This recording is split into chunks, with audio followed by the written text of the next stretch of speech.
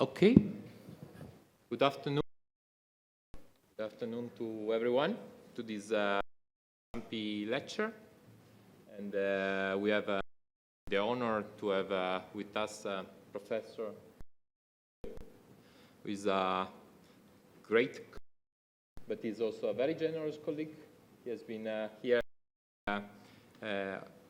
3 weeks already, like this week more, and he has been in many activities during with many of us, particularly our PhD colleagues and students. Olivier Fillieule is a political scientist and a sociologist. He serves at CNRS in Sorbonne in Paris. He's full-time professor at the University of Lausanne and director of the Institute for Political and International Studies. He has published widely in different movements of political participation and adopting different methods to different contests. Today, his talk on titled Voice Unheard, the End of Protest as a Force for Social Change in France. And at the end of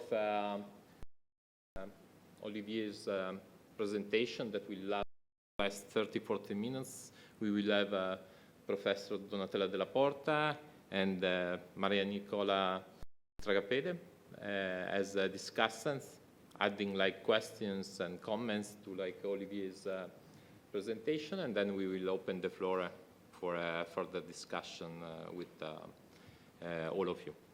So, Olivier. Thanks to you all for coming. Thanks for the invitation.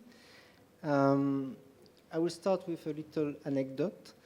I've been working on maintenance of order and police since my thesis, my PhD, but the vivid memory I have that explains the reason why I did work on it for 35 years now is a lunch I had once at Donatella's place in 1996 when I was a Jean Monnet Fellow with Fabien Jobard, if I remember well, a guy I'm working with, and what I will be presenting is really related to the work we are conducting together.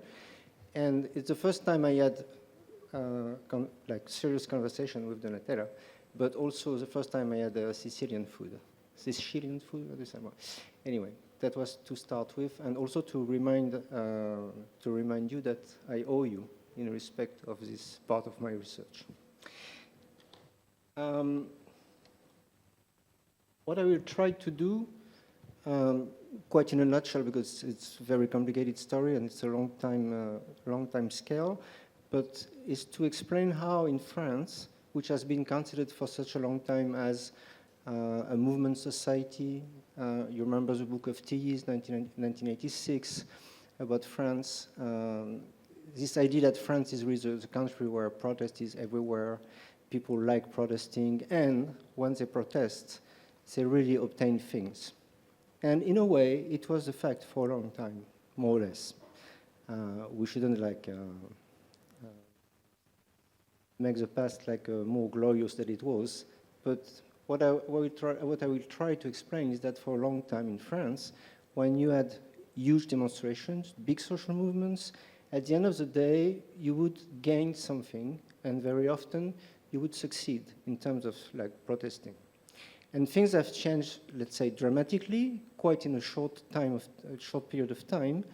And without going into details, I will show you that around 2016, things changed really dramatically. And then I will tell something about this change. So I will start by something which is kind of descriptive, but after I will try to give you some insights driven from my own research with Fabien Jobard and the one I conducted alone on my own, about like some endogenous factors, which is how police as an institution did change also. It's not only a question of like the climate change, protest movements change, I will say something about it. It's not only linked to the economic crisis. I mean, all those factors we all know, so I wouldn't spend a lot of time explaining this. I will more insist in the second part and last part of my talk about the police institution in France and the way I give you the, the end of the story to begin with, which is not very shrewd, but at the end, my conclusion will be that the government today is just in the end of the police.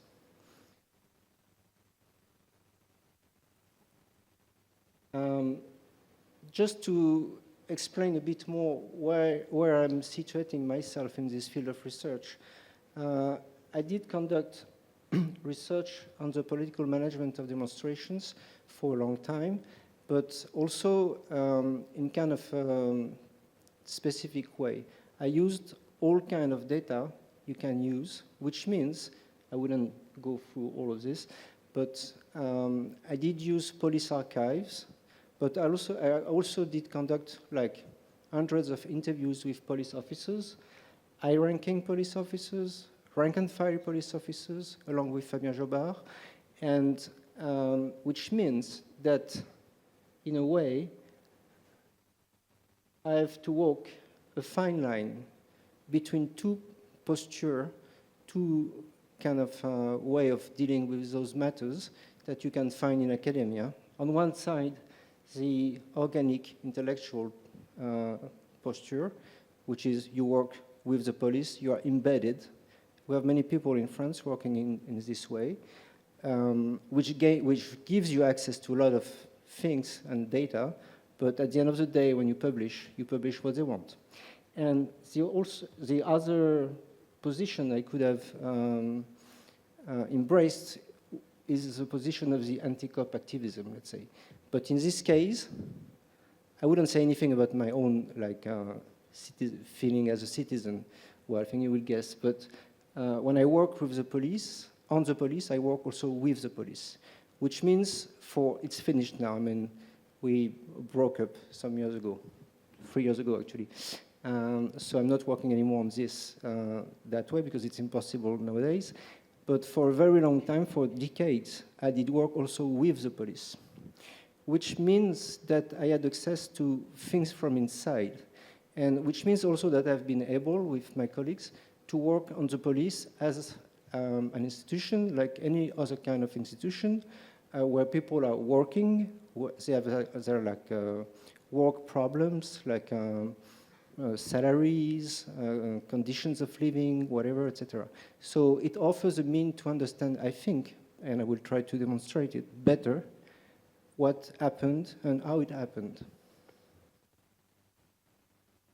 So I'll start very briefly to show you this, this chart, this graphic, that illustrates the fact that in France, the number of demonstrations have constantly increased after 1981, the first time the Socialist Party seized power, wins the elections.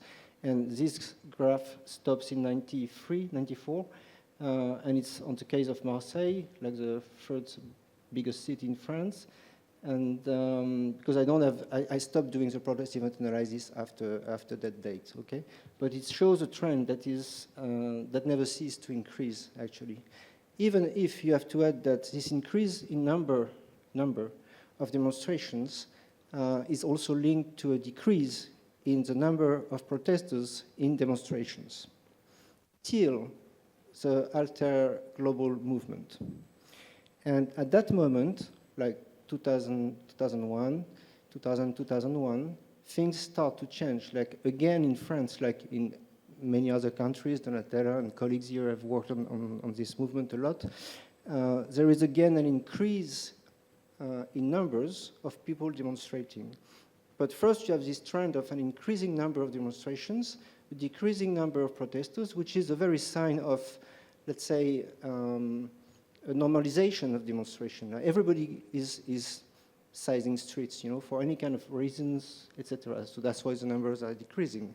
It's not only huge demonstrations, but starting at the beginning of the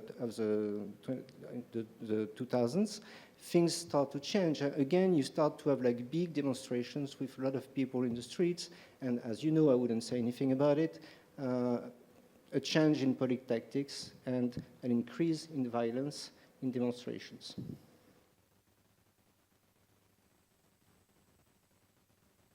So, for those who are interested, the PowerPoint will be available. That's why you have things I would not comment.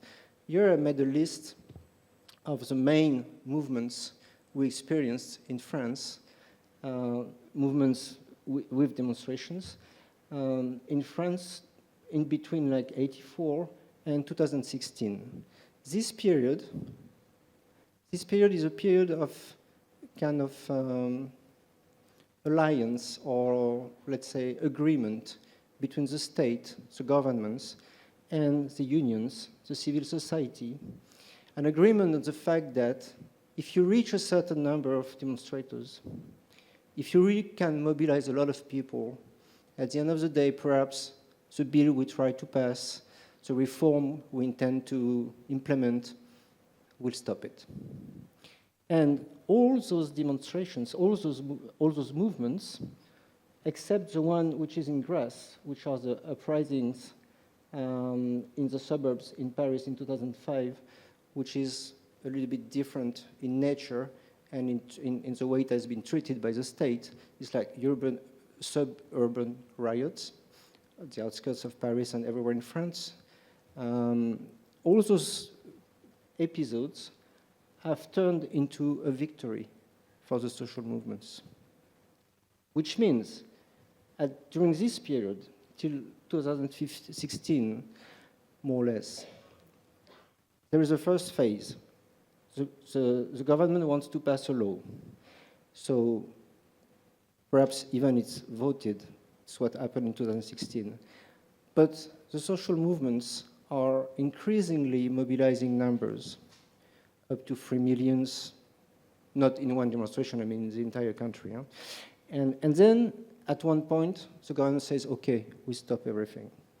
So, of course, from the government side, it means, and it's nowadays analyzed as a period when it was impossible to reform France, impossible to implement neoliberal measures. Because each time you have something big, like pension reform, we had a lot, and the last one was in 2023, each time you had like a big project of liberalization and like increasing the precariousness of youth or any kind of categories, like mostly like the popular classes, each time you had an impossibility from the government at the end of the day to really implement it. So you have this idea during those years in political elites and economic elites that France is blocked. France is unable to move on. When at the same time you have this Europeanization which is developing, and the pressure from European institutions is more and more, I mean, stronger and stronger on French governments, okay? And what happens in 2016, I mean, to say it briefly, is that there is another pension reform bill that is about to be voted, and we're under a socialist government, François Hollande. And in spring, you have this, this movement that starts. It's called the El Khomri Law, after the name of the minister. And at the same time, you have a movement which is quite interesting, kind of localized in Paris, but important, Nuit debout, which is a kind of occupation of a square, Place de la République, which looks like what happened elsewhere in the Occupy movements or with the Indignados, etc. Claims, no clear claims. When you study the claims, it starts with the price of gas, and then it's everything. When you look at the picture before, you can read. It's not at all, but it's at the beginning of the movement. It's like in the first 2 weeks, the claims are expanding. It's everything. We want to change society. We want to get rid of you. So,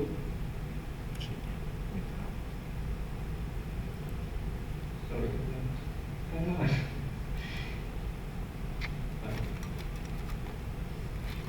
And then the result of this is what we can call the Great Gilets Jaunes Massacre. I wouldn't go through this slide, but you can see that the result of the way those demonstrations have been handled is incredible. Like, it's even worse than in '68. I mean, there is a myth about '68 that everything went well. It's not true in France.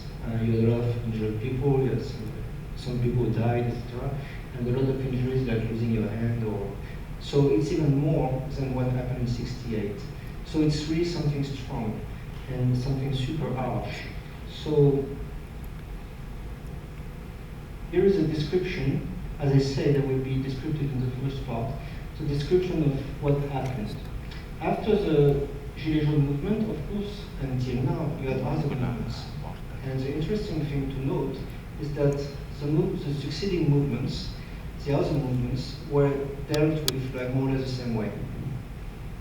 Not as strongly as the Eurodance movement, but if you look at those movements, for example, the movement against the global security law, it was a law that was intending to protect policemen to be filmed and photographed.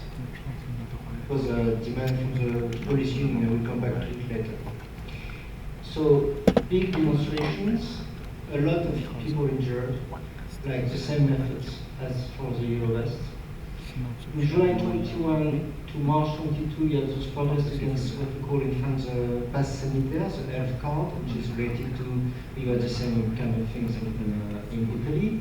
And again, here you have an amount of violence which is incredible, which like never seen before 2016. And by the way, the Eurovest movement did really spill over on this movement, but this is another story. It's also linked to the fact of the same kind of violence being used against the two movements that helped to the spillover movement. In June 2023, you have the demonstrations against the pension reform, and again, really like a lot of people demonstrating, so big numbers, and no answers at all. So the bill has been voted, so as I said, after 2016, you can't have any chance to stop a reform, even you have like 3, 4, 5 billion, never happened, but more than 3 billion people in the streets. This is a big difference. And we can add what happened more recently.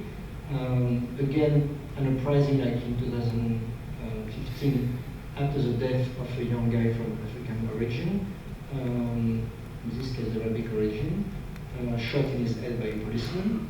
So a lot of riots, not only in Paris, and again, a way of dealing with it, super harsh, super violent, with a lot of people injured, etc. And the government saying, we're sorry, those are not demonstrators, it's not demonstrations, it's riots. I will conclude on this change of vocabulary from demonstrations, citizens, to riots, and the melting crowd. And then, starting and still going on, the movement, the peasant movement, known as the tractor movement, which is not only in France, as you know, but in other countries in Europe, and also elsewhere, which is still ongoing, and also which is a very, very like strong movement, but with a huge difference. The way the state is dealing with this movement is totally different than the way it dealt with, is dealing with other movements. Like recently, like last week, I think there was a trial of some peasants who did like break the law during demonstrations, and they were accompanied like by CRS, which is like a specialized unit in uniform, and just like to support them. So this is also something that says something about the way the state, it's another story, but the way the state is dealing very differently with the movements against environment, agriculture, climate change, but this you all know. So what is the result of all those facts? The result is that from the part of the population, let's say the slogan, slogan by any means necessary, coming from the Black Panther Party, is in the mind of all the activists, and perhaps not even activists, like Yellow Vest again are lay people, but it's really something that is more and more in the mind of people, like there are no other ways as using violence if you want to obtain something. If you're not violent, as the peasants are, you will get nothing. So this is a deep, for me, a deep explanation of the increase in violence, which is from the part of demonstrators, as well as from the part of the police. Just to illustrate this idea that the slogan by any means necessary is really in people's mind, I show you some figures. So this is a poll about the attitude of the Gilets jaunes towards violence and demonstrations. Actually, it's not the Gilets jaunes themselves, it's people supporting the Gilets jaunes, who say that they are like, they like this movement and they're supporting it. And if you look at those two events, the sacking of the Arc of Triumph, and also I don't know if you know this affair about this boxer who did like punch a gendarme to defend a woman who was beaten by this guy, by this gendarme. Anyway, two important events which had a big resonance in the media, with the media like condemning the violence and the Yellow Vest. Look at the figure. Do you condemn them? 51% after the sacking of the Arc of Triumph. Only 30% after the Boxer affair. So December 2019, January 2019, 21, minus 21. You understand them, but you don't approve them, 40%, 50%, plus 15. You approve those violence, 9%, 15%, plus 6. So among the people who are supporting the Yellow Vest movement, the legitimation of violence has increased. And it has increased again through the anti-COVID measure movement. If you look at polls, it's not very visible, but if you look at polls and you look at the support for the Yellow Vest movement, you can see that it's very rare, actually, that a movement like this movement, which lasted so long, because after a while, the opinion is kind of tired of demonstrations. It's Christmas. You want to go to shopping. You want to go shopping, and then you can't because there are those huge demonstrations everywhere in the big cities. But still, the level of support is. I should have had some other examples of other big movements, but it's bigger in numbers than the support for the pension reform. So also it says something. And this is more perhaps interesting. It's a recent figure from 2024 in a book that will be published in the months to come, and in which we have this piece I'm using a bit like in this presentation, from colleagues from Sevipov, and you can see some interesting things here. You could think that, as usual, the working classes, to put it briefly, are more in favor of violence as something acceptable, when the elite, the upper classes, in any case, are against it, okay? Here, it says something else. It's not anymore this that is the determinant of the result. It's more the causes at stake. Like if you look at violence in the case of mobilizing for the sake of climate causes, it's very high in all the categories. And it's the same for mobilizing against legal reform, which says or for the sake of political ideas, but I think for the two on the right, it says something very important. It says that people are really, let's say, more than disappointed that demonstrations are not fulfilling the roles they were fulfilling before, like a continuous democracy, like replacing referendum, ways of expressing your opinions and stopping bills when in between two elections. So, I still have a bit time.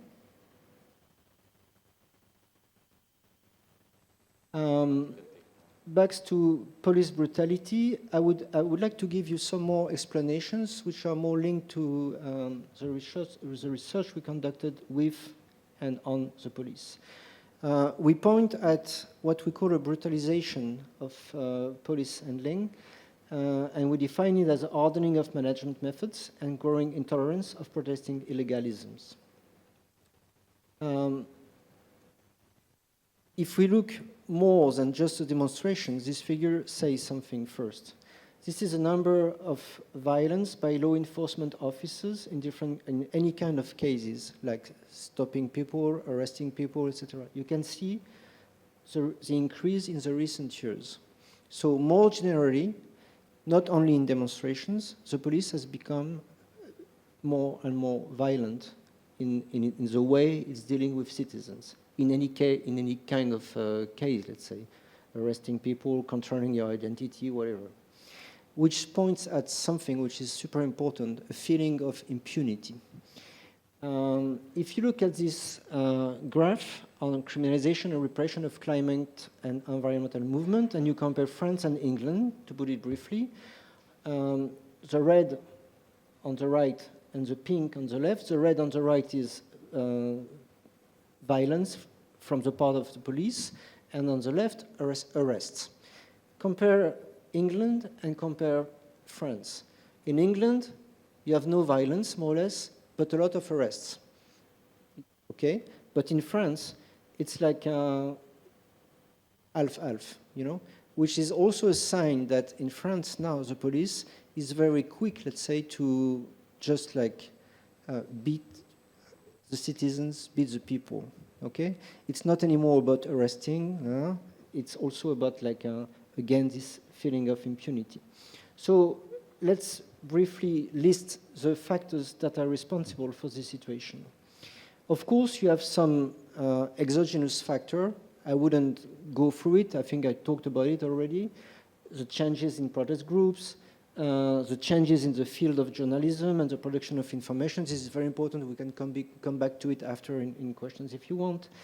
And some other factors, like I talked about it, so de-ritualization of demonstrations, the promotion of violence as the only effective means, and the coming back, let's say, of autonomous movements, to put it briefly.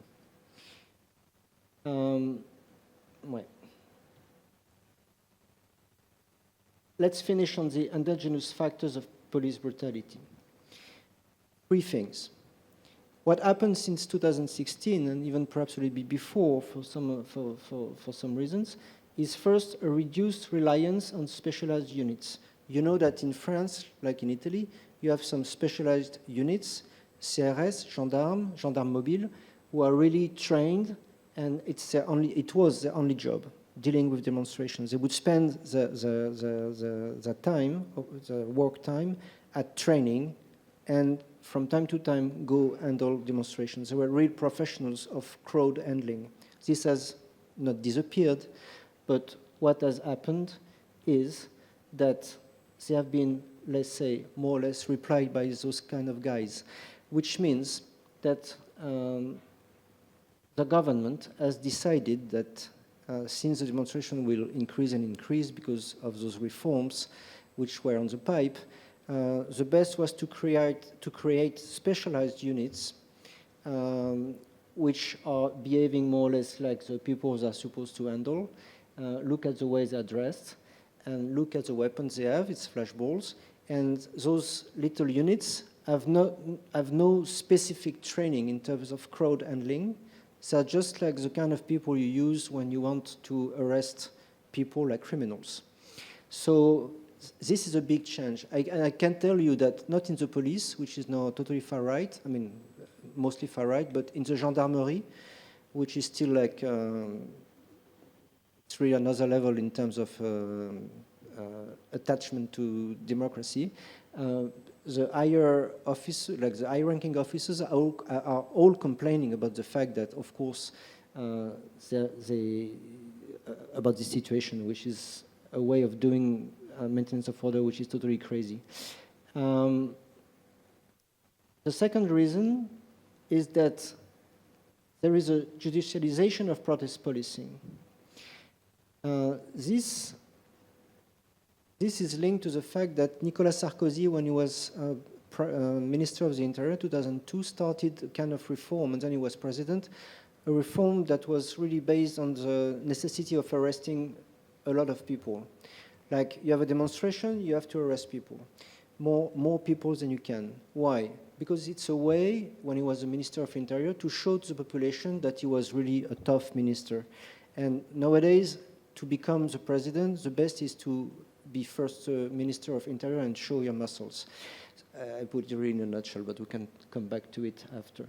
So this judicialization of protest policing has had a very strong effect, because when you're in demonstration and your aim is not to arrest people, you can keep them at a distance. When the aim is to arrest people, you have to go into the demonstration, like among demonstrators, to size people, and then of course it's a very good way of like having violence. And the last explanation is what we call the low-cost control, because after all those measures of liberalization, like making the state shrink, have also affected the Minister of Interior, which means the number of police officers has decreased. The number of money put into training, the number of years the new police officers are trained, everything has shrinked, which means that at the end of the day, you have police officers who are ill-trained because of money constraints, and at the same time, you have those special units, Brigade Anticriminalité, etc., who are not at all trained into maintenance of order, but on the contrary, they are trained on jumping on criminals. And you put those people in demonstrations, automatically what you will have is what we call bavure, that is a very bad way of handling demonstrations and a lot of problems. And this is linked to the reform of the police unions. Nicolas Sarkozy did completely destroy the co-management in between the minister and the unions of the relationship between the minister and the unions. Before you had big unions who were dealing with the state, as for the agriculture minister, etc. It's a neo-corporatist way of doing politics. And this has been broken by Nicolas Sarkozy, who favored the emergence of a lot of little unions. One of them, Alliance, who is totally far right, let's say, did expand dramatically. And now look at this chart. It says something. Each time you have a year of union election, professional elections, I don't know, okay, you can see that the number of sanctions for violence in the police is dropping dramatically. This shows exactly what I want to point at. The state now is in the end of the unions. It shows that it's not anymore the state saying to the police, you have to do this or that, or we can punish you if you do wrong. No, it's the unions saying to the government, you have to follow us, you have to defend us, you have to guarantee for us impunity, or we will stop the job. There are many ways of stopping the job.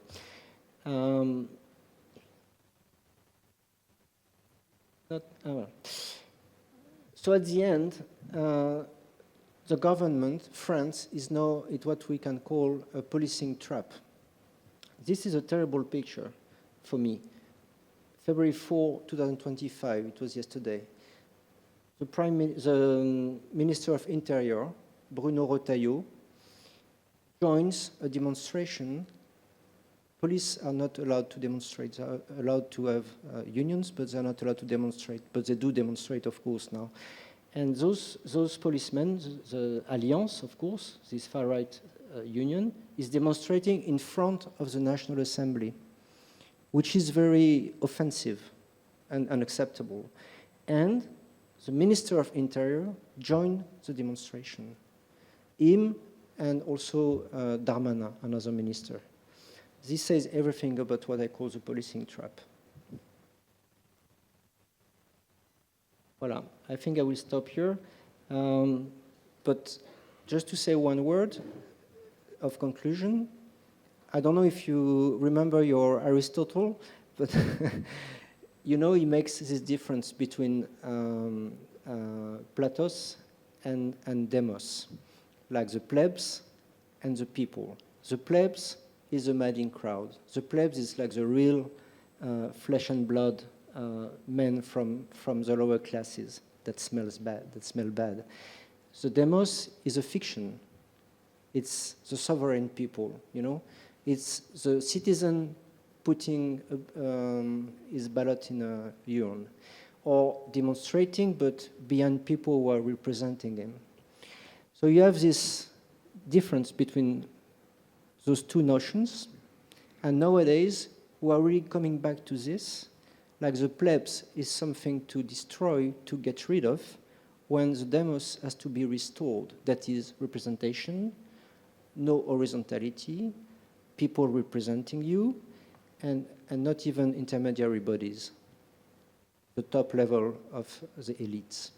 And you have another distinction in Aristotle, which is also nice to remember here, is the difference between phone, the cry, and logos, the reason, like the rational discourse. And here again, when you look at declarations from political men or political elites, you will find they wouldn't use the term, but you can see when they point at demonstrators that they are all categorized as people like only able to use phone, like cry, you know, unable to express something which is rational, which has sense. You know, you don't know what you're talking about. You're just like animals. And on the other side, you have the logos, which is the discourse of the elite, of the experts, etc. So this is, of course, not specific to France, but what I wanted to say, to conclude, is that I think this is it's something we're all experiencing nowadays in our democracies, I guess in Italy too, and it's a question to you. I really don't know what we can do to make this end, because this is super like worrying. Thank you.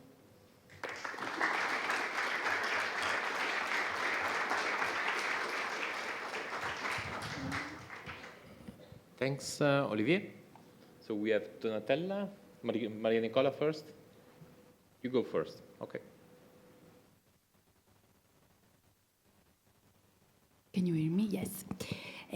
Thank you so much, Professor. It's been really inspiring, and also, thanks also for studying, as you said, this very important topic at the moment. Because of course, like also in Italy, we are seeing the changes in the police role and importance and also control. So really, I think it's really something important, like to be looking at this moment. I really enjoyed like reading your article, your chapter. I think it really shows well how both, like, on the one hand, the police also interacts with the protests, and how it's able to also learn from them and adapt increasing their tactics to what protests and protesters are doing. So I think this really shows well how the two are intertwined, and how also violence is continually adapted, and every time it's put to a higher level in some way. And also, I found also very interesting what you are discussing about this rupture of a social pact and the sense of betrayal that it's increasing. You talk about very briefly also about this feeling that we live in kind of sense of we live in a world, in a historical moment where we feel disenchanted toward politics, but actually these movements are increasing.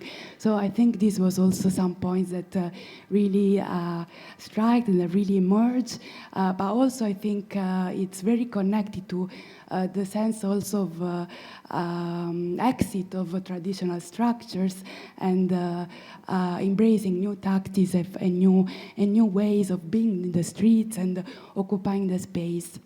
I'm just curious about some points that you raised today and also like a bit in the chapter, but also I want to leave space to other questions, so maybe we can also discuss more later.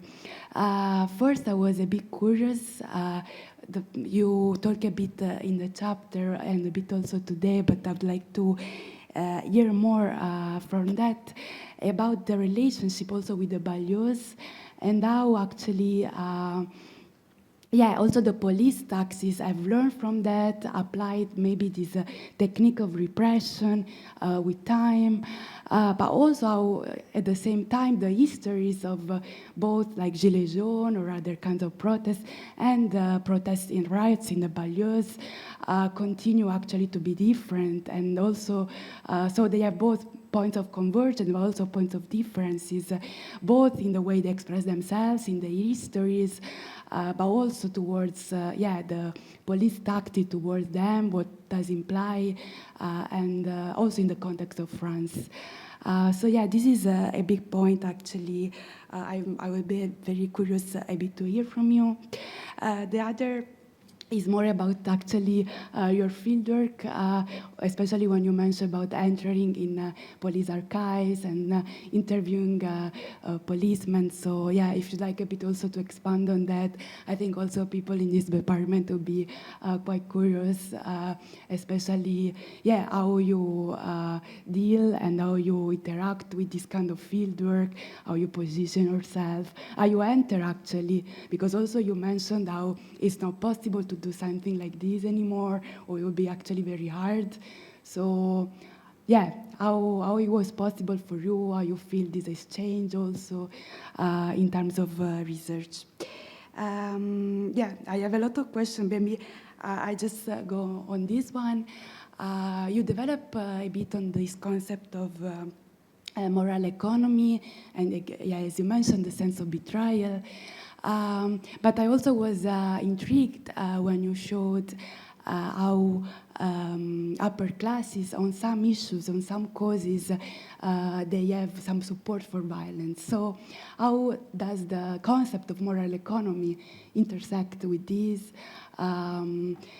With this sense of betrayal, with this, are also the upper classes feel betrayed? How would you interpret, this concept of moral economy towards the sense of betrayal, and the support of some causes and the concept of violence itself and the use of it?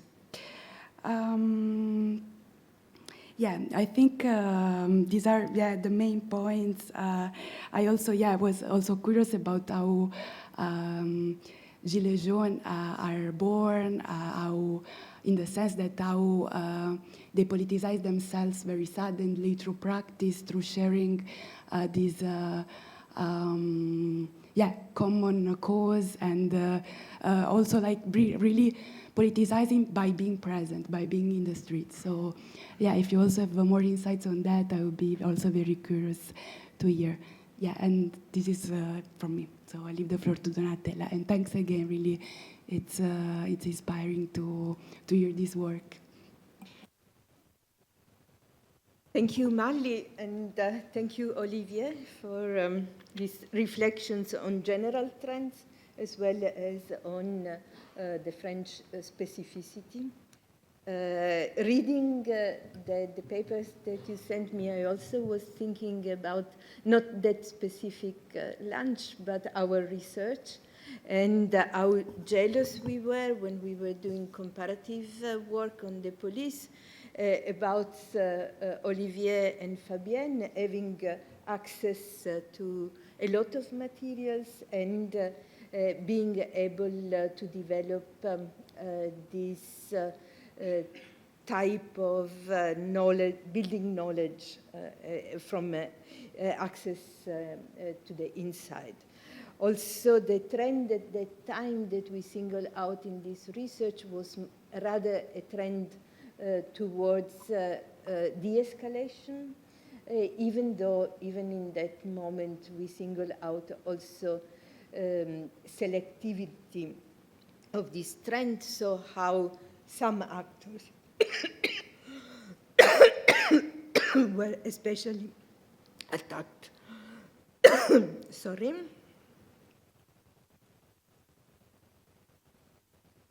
So some of the trends that you described were present also in the Italian case now, especially the last element that you cited, the fact that there is a competition between unions and that this is also played by the politicians.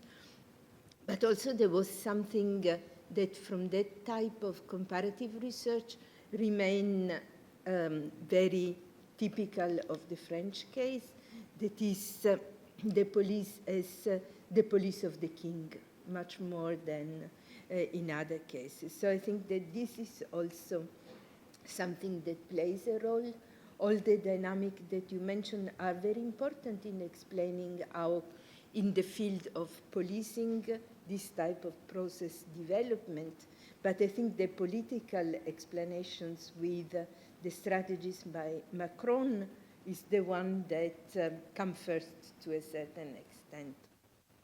And I have some questions in terms of trying to understand this shift from France as social movement societies into this repressive type of societies. That point also at what type of movement societies was the French one, because it is a concept that was used about the case of the United States to point at the ways in which protests had become normal, and it was a protest of many different fragmented social movements.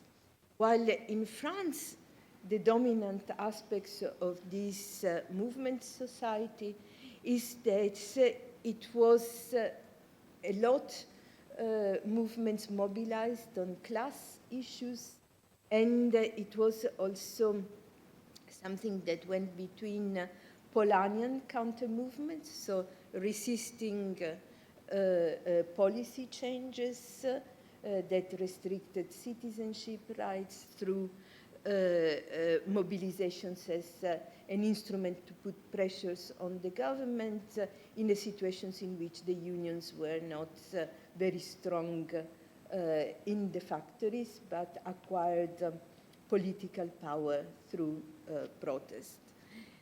So it was a class movement, it was Polanyian counter-movements, but a question is, what about the racial colonial dimensions, which I think that it is also something that Malli referred to by addressing the issues of policing the banlieue, but which I think is also relevant now when thinking about the repression of this and the changes in the movement societies, how the class dimensions was unable to interact with the other intersectional type of inequalities, and how did it place also in the other movements that emerged. We did some research with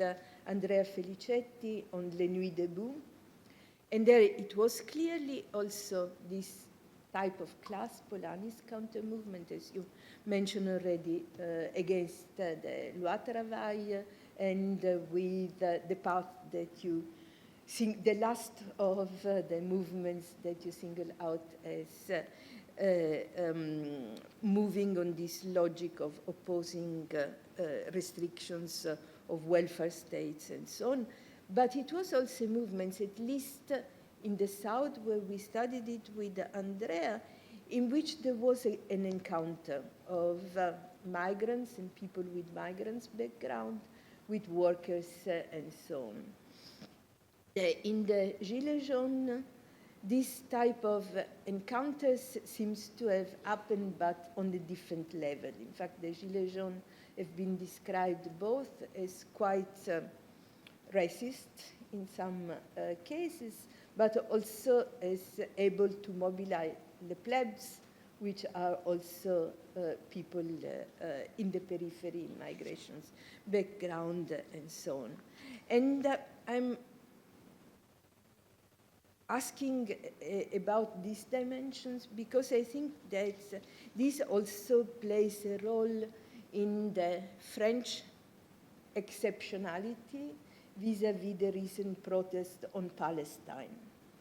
Because what seems to also resonate with your analysis of the end of the movement societies is that France emerges as a case in which protest in Palestine could be strong, given the fact that there is a large presence of people with migration background, also marginalized, put in the very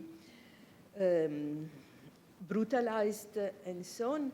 But there have been in France very little in terms of protest.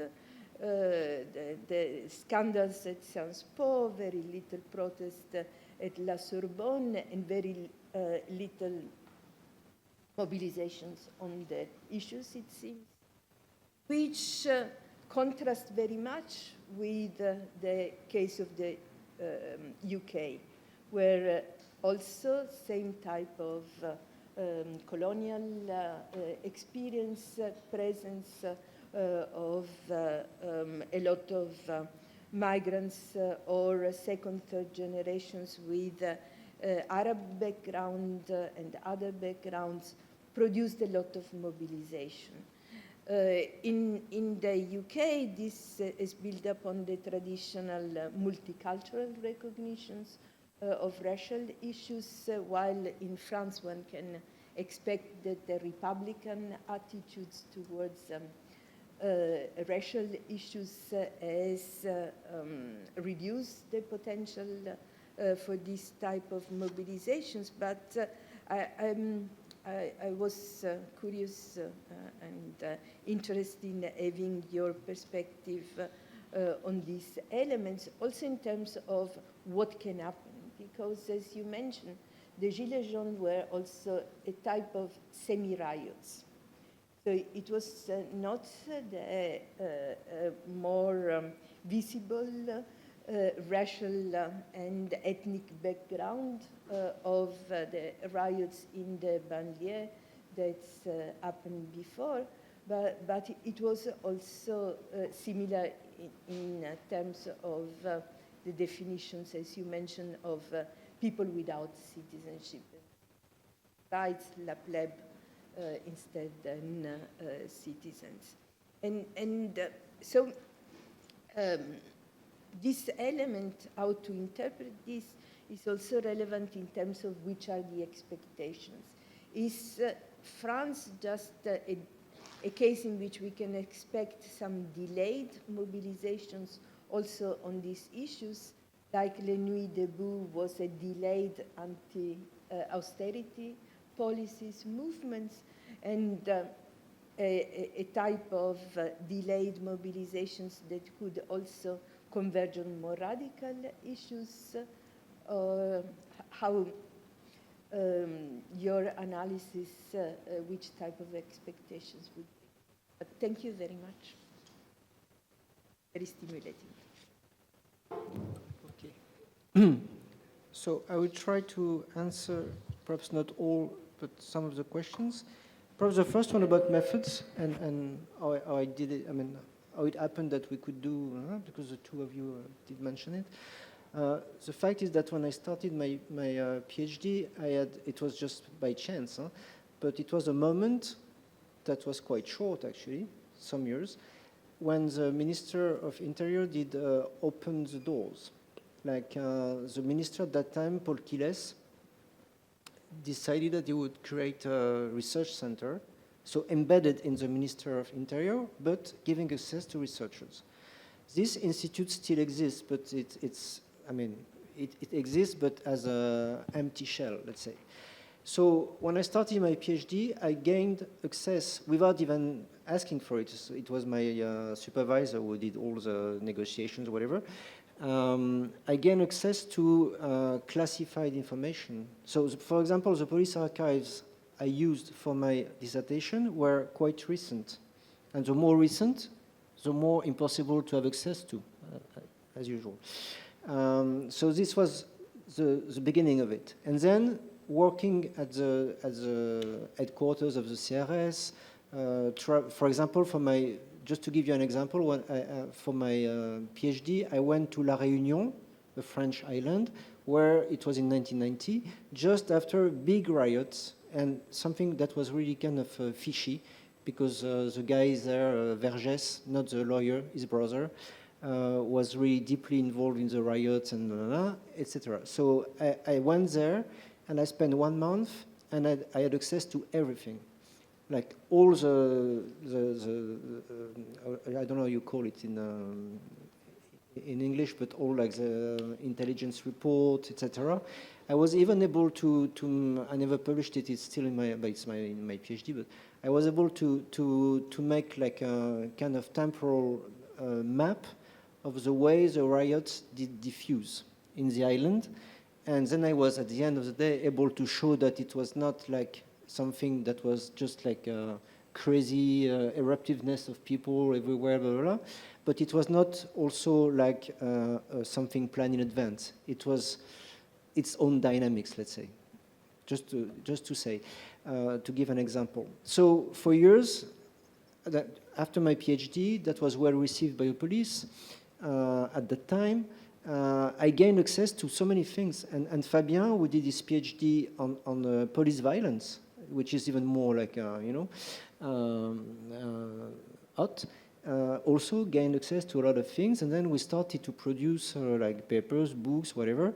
And it was always kind of complicated because, of course, they would criticize what we would write, and we would respond yes, but this is what we saw in the data, whatever. So, and they were kind of trapped in this relationship because we were trustable also. We were trustable. Like when someone would tell you, I give you this information, but you keep it for yourself, like you can use it, but not in a way I'm citing this or it's coming from, we always respected that. And actually, till recently, until now actually, we have some, let's say, informants, not anymore in the police, for my part, because I can't anymore. I mean, I'm unable to talk with them anymore, but with the gendarmerie.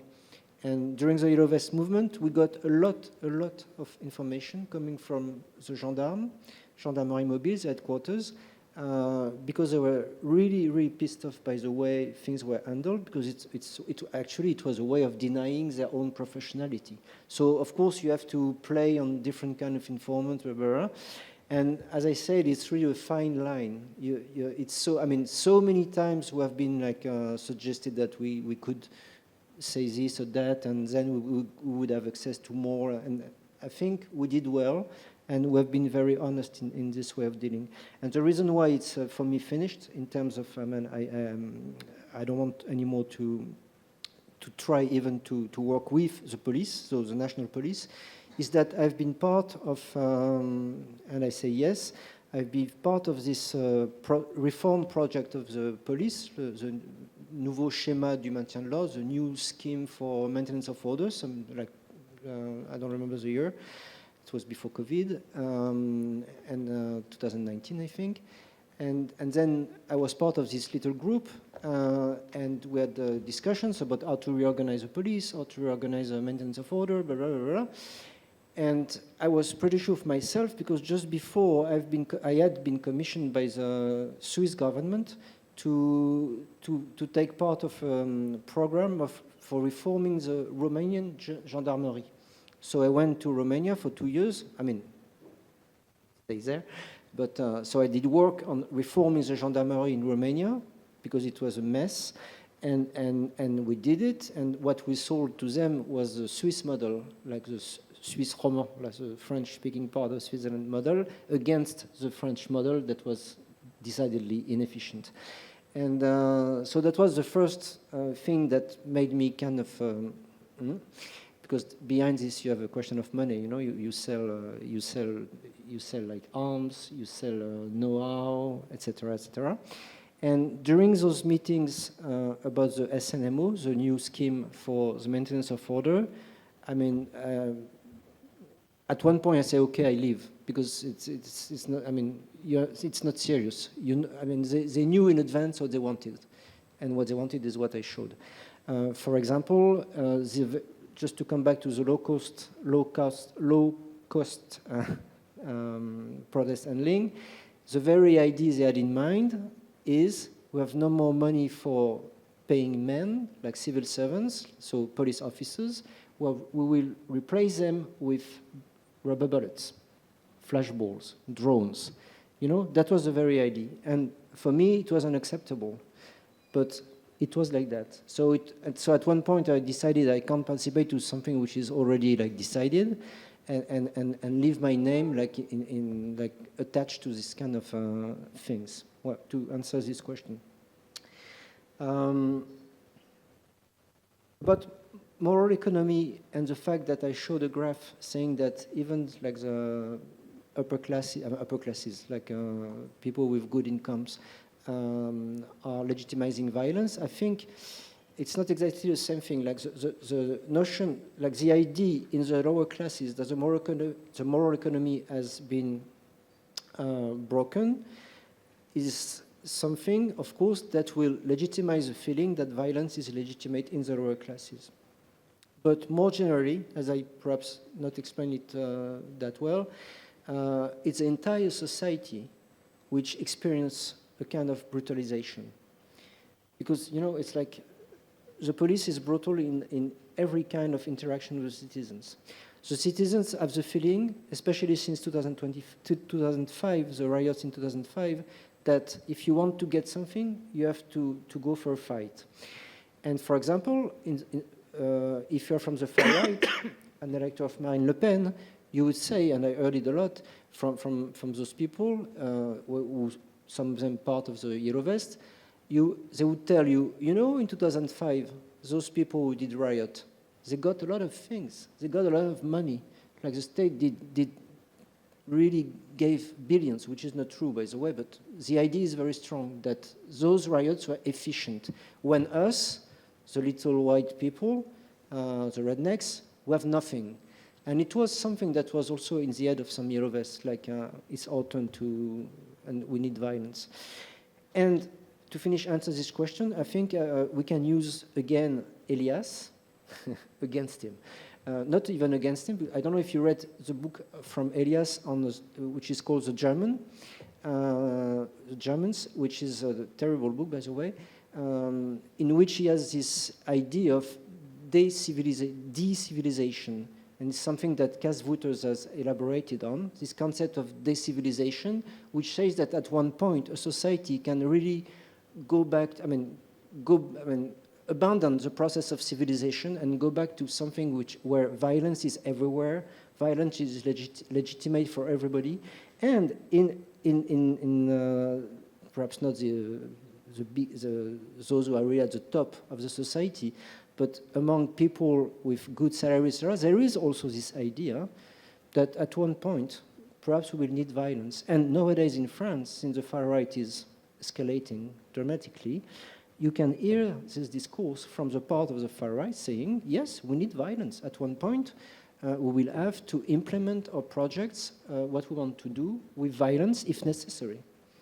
And this is something you hear also in America now. So, you know, I think this notion of de-civilization, I think is very useful here to understand what the broad picture. I don't want to take too much time. Donatella, something that is very interesting in your question about, I pick up some points. There is a trend in France talking about the Yellow Vest movement being also a kind of a riotous more than demonstrating. Actually, there is something I didn't say about the police, is that they experience a generational change. Nowadays, the high-ranking officers in the French police gain their galon, their, how do you say galon in English? I mean, they're, you know, to become a general, to become grades. They gain their grades in this moment of 2005. All the people in the French police who are at the top level were in the field dealing with the riots in 2005. So for them, the very idea that protest demonstration are kind of riots, and thinking in terms of dealing with urban violences. They talk about urban violences nowadays. They don't talk about demonstrations where you have a meeting with police officers. Is super strong. And just to finish on the racial dimension, I think, yes, the Yellow Vest movement has been unable to mobilize people of Afro or Arabic descendants. They have been unable. And I've seen it very closely because I did work on the south of France, Var, and here the far right is super strong since years. They were like the laboratory of the far right since a long time, especially in Var. And you have, of course, we have also big, quite big population from Afro and Arabic descendants. And in 2005, those people, like the Yellow Vest, didn't move, didn't join the defense of those people. They never mobilized for those kids who were killed, etc., etc. So when the Yellow Vest movement starts, I remember, because on the roundabouts you will find people from Afro and Arabic origins, of course. It's not a white movement 100%, but it's not a lot of people. We had a lot of discussions, but I mean, we have to go to those towers where they live, because of course it's kind of ghettoized, let's say, more or less. We have to go try to convince them, because popular classes, it's them and us. We're on the same page. And I went with them many times, trying to convince social workers there, blah, blah, blah, and the answer was constantly the same. You didn't move a finger in 2005, you didn't move a finger in like all the affairs of those kids shot in the head by the police, we wouldn't move for you. So that's the reason. But there was that move. And actually in Yellow Vest head, there was like a consciousness raising thing, because when they understood that they were dealt the same way as those people are dealt usually, it had a strong effect. It was not like, oh, why us? It was like, now we understand what it means. Up here because... Yes, this provides us some time for further questions from the audience. So we need the speaker. Where is the speaker?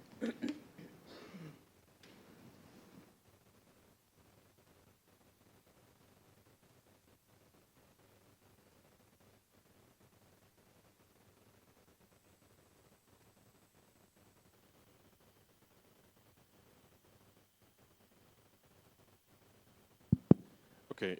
Well, firstly, thank you so much for this inspiring presentation and the discussion. And I have a question regarding the rise of far right. And have you observed, or can you speculate that the increasing impact of far right also in the streets have a kind of influence on the strategies and the general level of brutality that is used by police during the protests? Because now in France, especially in the last 10 years, as you also mentioned, now far right has been institutionalized, not in the shadows anymore. In the Yellow Vest movement, there were some branches of far right. In the anti-vaccine movements, there were far right activists, and also now Le Pen and Zemmour are trying very hard to intervene in the tractor movement or the farmers movement, not only in France, also in Belgium and other countries as well. So do you think that such increasing efforts to be part of the street movements by the far right actors have an impact on the decisions of the police about how to approach the protesters, negatively or positively in general? Thank you.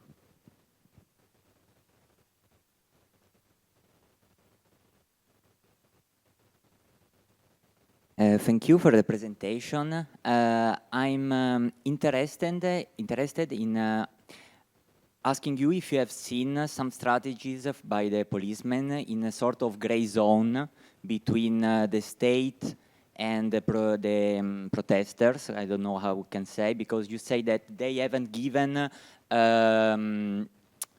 something to the protesters, but maybe in a certain informal way is a strategy that I'm seeing in my case of study, that to control, to try to govern the protesters, you can allow them to do things that are criminal, or I don't know, informal market, or I don't know, give them the possibility to do something, but not say that they are doing this. So we give something, but now no one knows that you are doing this. And this is a strategy of control, I think, sometimes.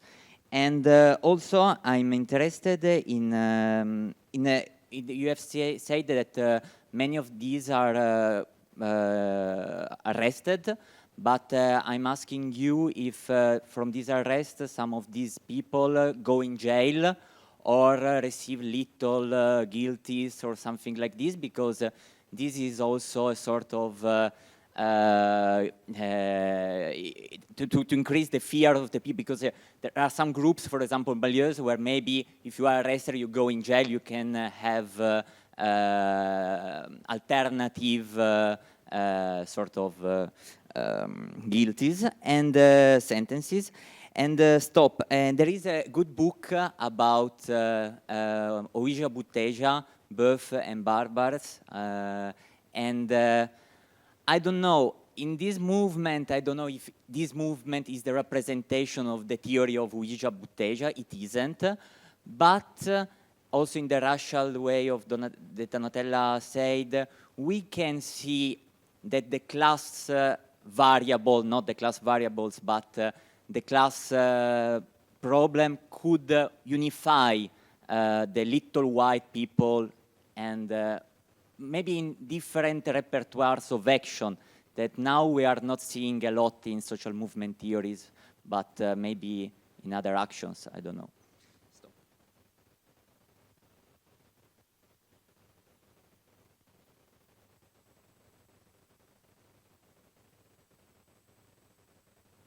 Thank you for the presentation.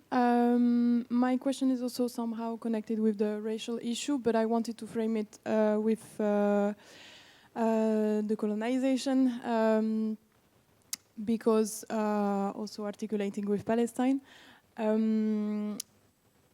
Actually, if we consider France as a current colonizer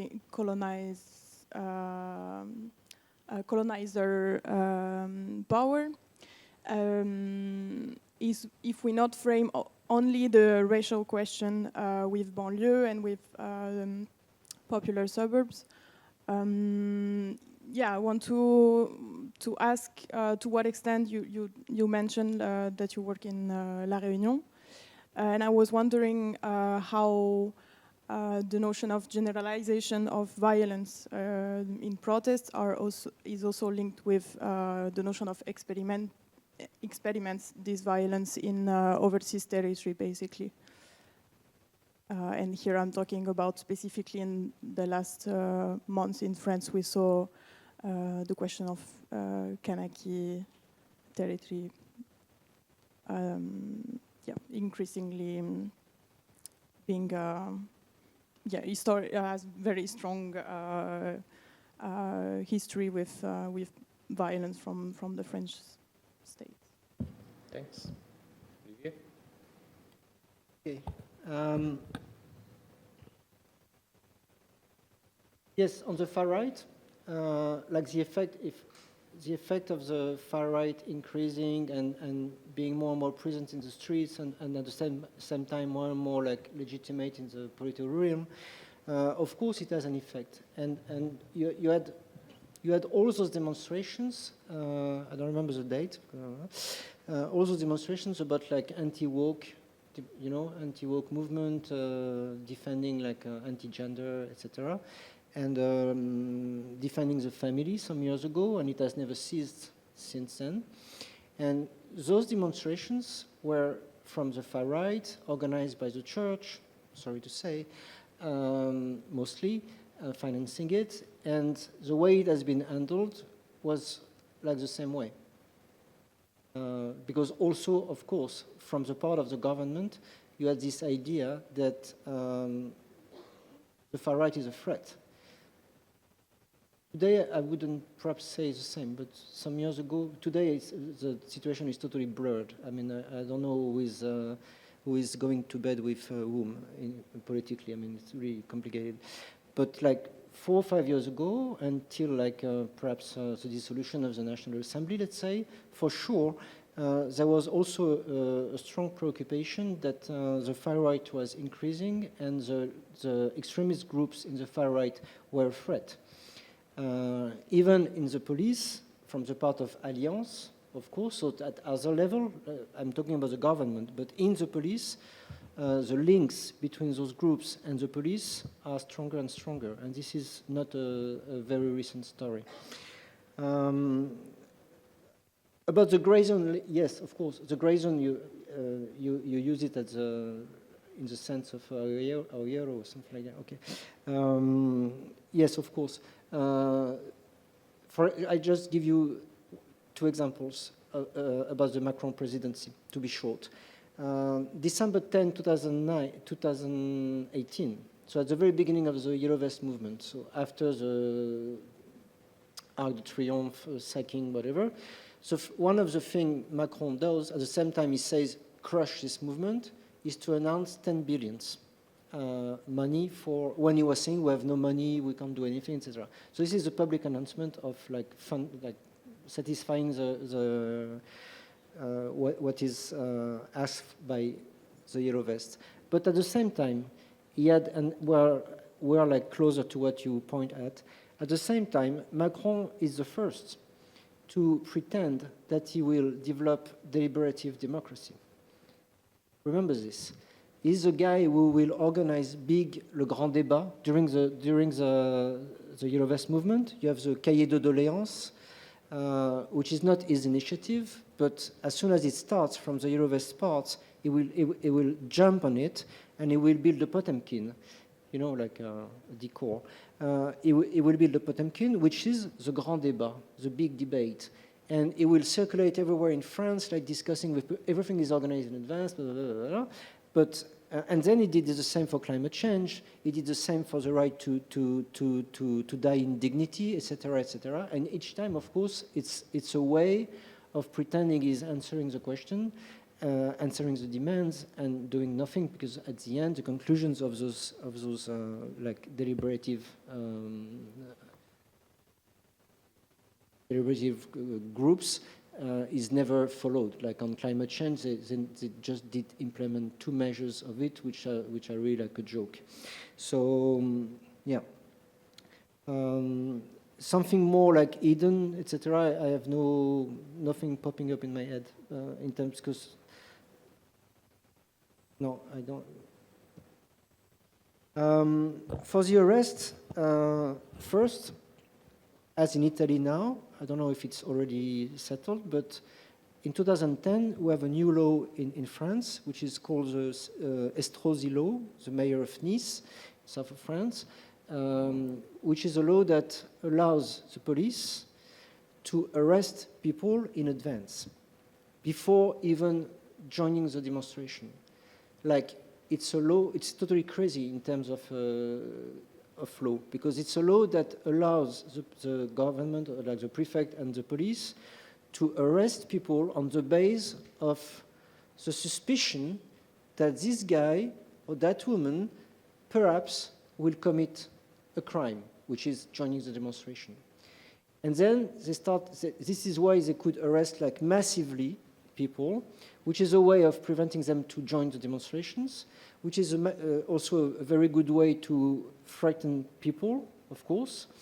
And also you can put a ban on those people so that they will not be allowed to go to more demonstrations or to this place, like even like the city of Paris or a whole department. So this has been widely used. And for the Yellow Vests, it had a strong effect in terms of demobilization.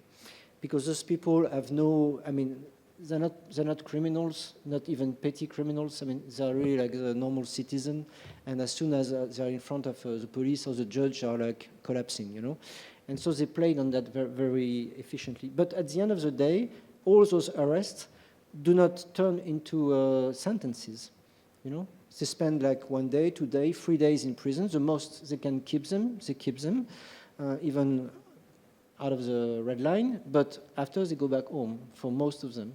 So I don't have the figure here, but it's impressive to look at the number of people who have been arrested and who are arrested in movements like the pension reform movement in 2023, and the number of people who are like sentenced. Most of them, nothing. It's just like a way of, you know, don't come.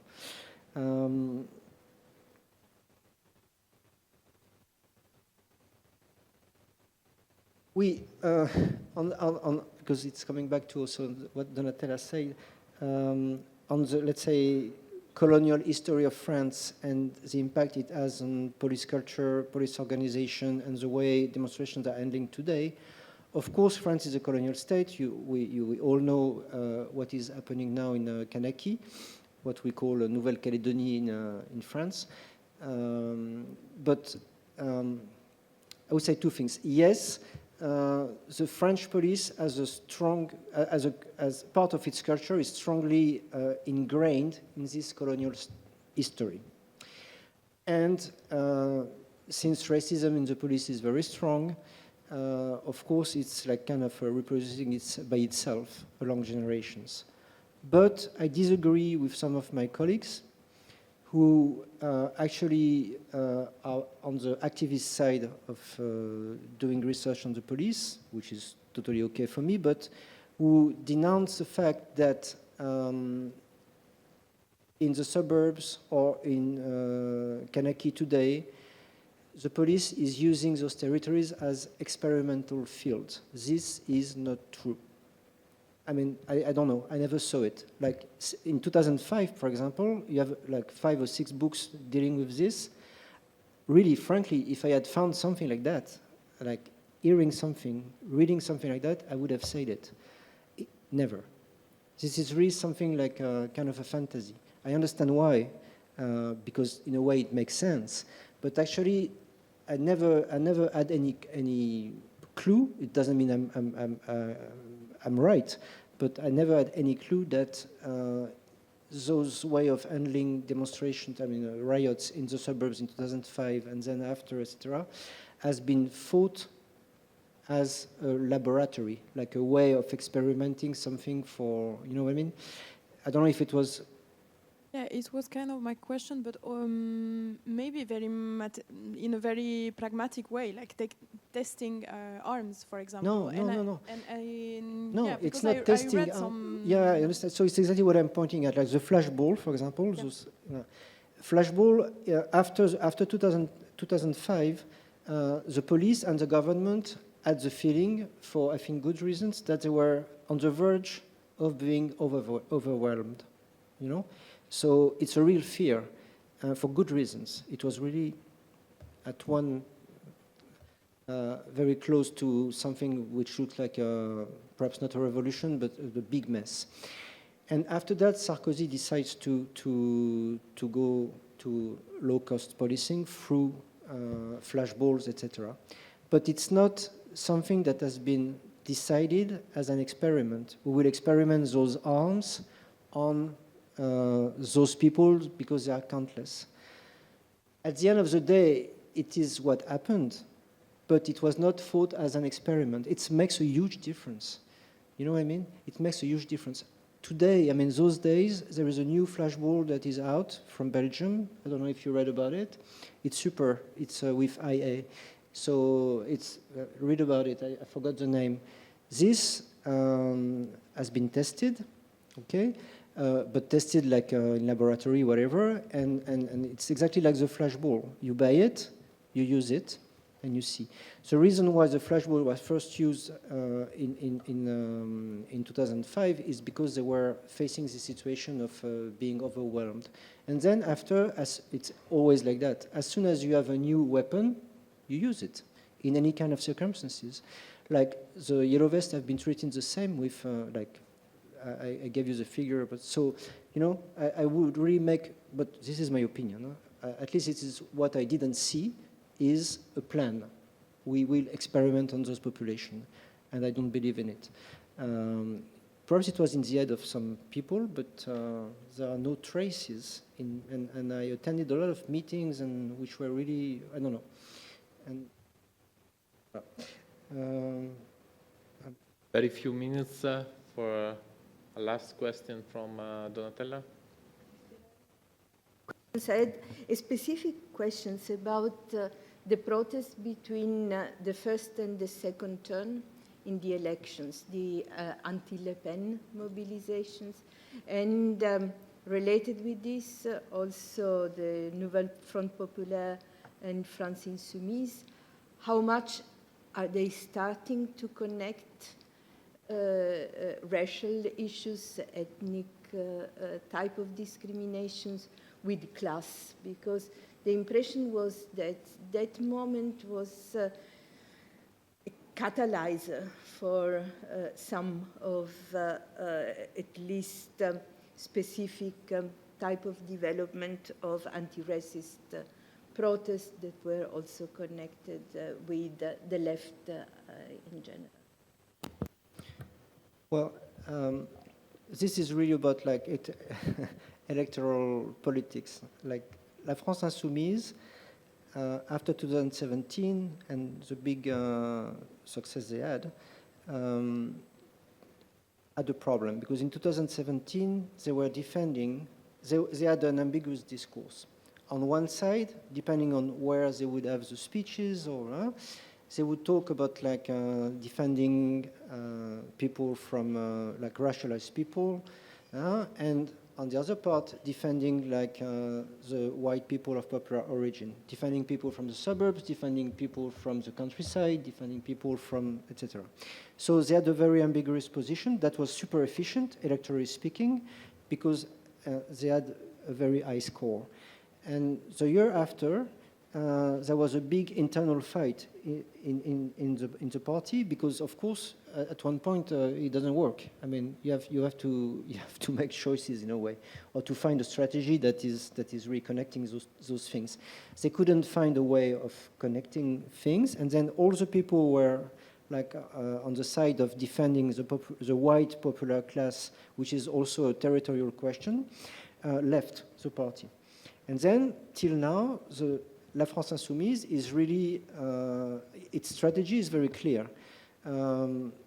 As you know, La France Insoumise has a leader whose only obsession, I mean, I'm voting for this party, I don't have to hide it, but the leader of this party is not just, but is totally obsessed about becoming a president one day before dying. This is his own really obsession. And that is pain in the ass, because of that, all the strategy of the party is turned towards winning the next election. And the bet they made is, we have to make, we have the numbers, so we will win the election only if we can convince people of racialized people who usually do not vote that much to vote for us. So all the efforts are put on those categories, and that's why you had all those fights recently with people leaving the party, etc. And because of that, I think there is no chance at all, because it's not part of the electoral strategy, no chance that efforts would be made to connect the defense of like all the lower classes, you know. And it's pretty clear because what is his name again? I forgot the name of the guy who recently left the party and is trying, who will run for election next time, who is more on the side of like the workers, white workers, people living in the countryside, little towns, etc. And he left the party because there is no way. So this is a dead end, and it's a real pity because this party, whatever we can say about it, is, in my opinion, is the only party who would be able to do this job. I mean, forget about the Socialist Party, who is just, I mean, has nothing, it's not the left anymore. And so the only left party who has a bit of tracking electorally is La France Insoumise. And that strategic choice, because of this obsession of being elected as a president, is really not to connect the two causes, not to build like links between, and without that, I think we're dead. I mean, we're dead. If you, well, voilà. Not good, but we bring to a close this Ciampi lecture. We thank Olivier for this further presentation at SNS. Olivier will stay here at SNS for another week. And in the meantime, thanks a lot.